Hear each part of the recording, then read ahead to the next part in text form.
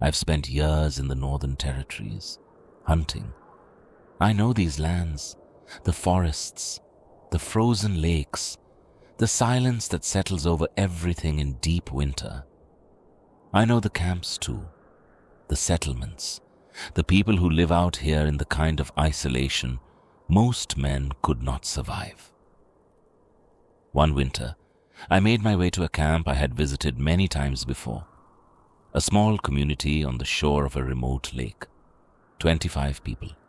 Men, women, children. People I knew. When I arrived, they were gone. Every single one of them. No tracks in the snow. No bodies. No signs of struggle. No indication of where they went or why. Just absence. Complete and total. Absence. And I need you to listen carefully to what I found, because by the end of this story, you are going to have to decide something. Real or fake? Picture this. I'm moving through the northern wilderness, deep winter, the kind of cold that has weight. The temperature is killing, the snow is thick and unmarked, the sky above the tree line is white, flat and featureless, the way it gets when the season has fully settled in. I am days from the nearest settlement, weeks from anything resembling a town. Out here, the landscape does not care about you. The camp I am heading toward sits on the frozen shore of a lake, so remote that most maps do not bother naming it. I have stopped there many times before. They always welcomed me. Food, warmth, company, the rhythm of a community that has learned to live inside the cold. I am almost there now. Before we begin, last time I left you with 3 men and a lighthouse, a locked door, a half-eaten meal, missing oilskins, a rope tied to a railing in a storm. You had to decide. The answer is real. 3 men vanished from that lighthouse. No bodies were ever recovered. The official verdict was accident. Waves, bad weather, the brutal logic of the North Atlantic. But the locked door was never explained. The rope was never explained. And the meal on the table was never explained. Some of you may know this case by another name, the Island Moor Lighthouse, the Flannan Isles mystery, a disappearance that has never been fully resolved and never forgotten. But that lighthouse is behind us now. What I have for you today happened not on water, but on ice, not to 3 men, but to 25. I'm moving through the forest now, close to the camp. The snow beneath my feet is deep and silent. I have walked these woods 100 times, 1,000 times. I know every ridge, every frozen stream, every stand of trees that marks the way. But tonight is different. There is a quality to the darkness I have never felt before. Not the normal darkness of winter. This is something else. A heaviness, a pressure. The kind of feeling a shepherd gets when a wolf is nearby, not seen but present, watching. I stop. I listen. Nothing. I glance behind me, just in case. The wind is not moving. The trees are still. Even the snow seems to be holding its breath. I tell myself, this is foolish. I am a hunter. I know fear. I know how to read the land, and the land is telling me nothing is wrong. And yet, I check my rifle, just in case. I move toward the camp. I call out as I approach. Nothing. I expect movement. I expect light coming from the fire at the center. I expect the dogs to come running, pulling at their chains, making noise the way they always do. The dogs are there. But they are not running. They are chained, each one, and they are still docile, just watching me. Silent in a way that dogs are not supposed to be silent. Afraid. I glance behind me, just in case. I call again. A name this time. Akiak. A man I had traded with before. A man who always came out to meet me. Nothing comes back. The tents are standing. From a distance, everything looks normal, undisturbed. But there is no light, no voices, no movement. I glance behind me, just in case. I have been coming to this camp for years. I know what it looks like when people are here. This is not that. I move into the camp, the first tent. I push the flap open. Empty, but lived in. Pelts on the ground. Belongings in place. The kind of order that comes from people who have settled into a space and made it theirs. I move to the fire pit at the center of camp. Dead, long dead, but there is wood stacked beside it. Dry wood, wood that could have burned. I look around. I glance behind me, just in case. I move to the next tent, empty.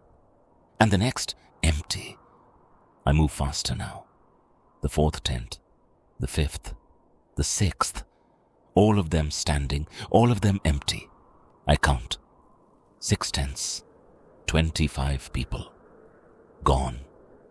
I walk to the shore of the frozen lake. The kayaks are pulled up on the ice, still lashed, the oars beside them, everything in its place, no one left by water. I walk to the food stores, sealed, untouched, enough provisions to last the rest of the winter. No one took supplies. No one prepared to leave. I stand in the middle of the camp and I turn slowly, looking in every direction. No tracks in the snow, not one. The snow around the camp is unmarked except for my own footprints. They did not walk away. They did not run. They simply ceased. I glance behind me just in case. I search the nearest tent more carefully now. There is a shirt on the ground, half finished, a needle still in the fabric, stuck mid-stitch, as if the person sewing simply set it down and walked away. Mid-motion, mid-thought, I find a rifle leaning against the tent pole, loaded, ready. Why would they leave a loaded rifle behind? I glance behind me, just in case. I move through the camp systematically now, looking, observing. Each detail compounds the last. There are 7 dogs, all of them chained to posts driven deep into the frozen ground. The chains are secure. The posts have not moved, but the dogs are starving, their ribs visible beneath their fur. Yet there is food scattered around them. Fish heads, scraps, enough to keep them alive. But the dogs have not eaten. They are just lying in the snow, waiting, docile. I walk to the burial ground at the edge of camp. I glance behind me, just in case. There's a grave here, dug into the frozen earth, which should be impossible. The ground this time of year does not yield. You cannot dig into it. But this grave has been opened, the earth displaced, piled beside the hole. I look at the stones that circled the grave, still arranged in their pattern, not disturbed, not scattered. Someone dug it open with care. Or someone dug it from the inside. I stand there, in the cold, surrounded by emptiness. I glance behind me, just in case. I sit down in the snow. I think about 25 people. Men, women, children. People I knew. People who welcomed me into their camp, fed me, shared stories with me through long winter nights. They are gone. All of them. I think about the speed of it. Whatever happened, it happened fast. The needle still in the shirt. The meal left where it was. The fire allowed to die. The dogs left chained and starving. But I also think about the deliberateness. The grave dug open, the stones left untouched, the rifle loaded and placed carefully against the tent pole. These are not the actions of panic. Someone knew what they were doing. Someone made decisions. Someone chose to leave things the way they were left. The food untouched, the kayaks on the shore, the loaded rifle, the opened grave. It was methodical. It was planned. I look out into the darkness beyond the camp. The forest is black, absolute, the kind of darkness that has no bottom. And I realize something. Whatever took them, whatever caused this, it is still out there. It has not left. It is in that darkness, in that suffocating cold, waiting. I load my rifle, just in case. The fear comes then, not the fear of discovery, not the fear of understanding, the fear of presence. I run. I run through the forest the way I came. My lungs burn. My legs push through the snow. I do not stop until I reach the trading post, until there are lights, until there are other people. I'm alive. I tell them what I found, the empty camp, the 25 people, the dogs starving on their chains, the grave dug open, the rifle left loaded, the needle still in the shirt. They do not believe me at first, but they come with me. A search party. Men who know these lands. Men who understand what I'm saying cannot be dismissed. We return to the camp. Everything is exactly as I left it. The tents standing empty, the kayaks on the frozen shore, the food stores untouched, the dogs still chained, still starving, still docile. The authorities confirm what I have told them. The camp is empty. An investigation begins. Days pass, then weeks. They search the surrounding forest. They drag the frozen lake. They question nearby settlements. They find nothing. No bodies, no tracks, no explanation. The official conclusion comes eventually. The people relocated. They left in the winter to find better hunting grounds, a migration, a desperate move to survive. This is what they decide. But I reject it. Why would they leave their food behind? Why would they leave their dogs chained and starving? Why would they leave a loaded rifle? Why would they dig up their dead? None of it makes sense. Theories begin to spread through the camps and trading posts. A spiritual calling. The people heard something in the darkness, and they answered it. An illness that took them all at once. The opened grave as the moment everything changed. As if something was released, or something was taken. But none of these theories explain the absence of tracks.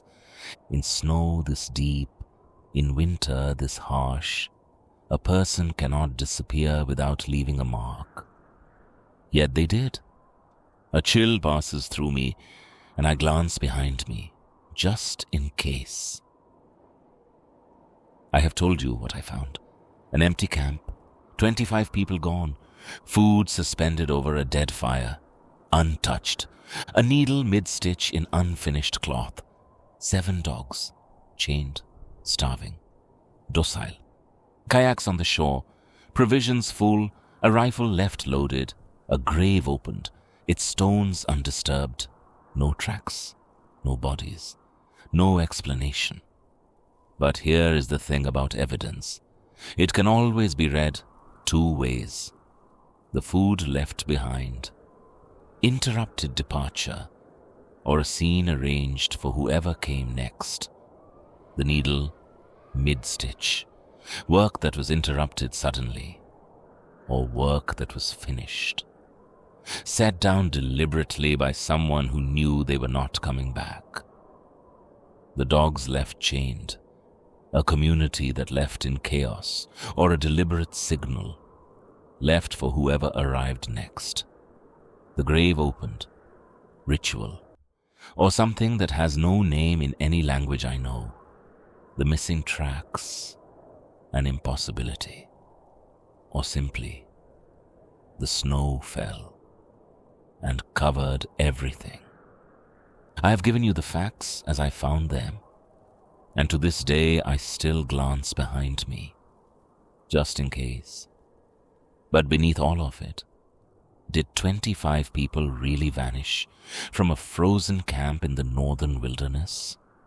Or is this a story I built entirely from silence and cold air? That is what you need to decide. Real or fake, you decide.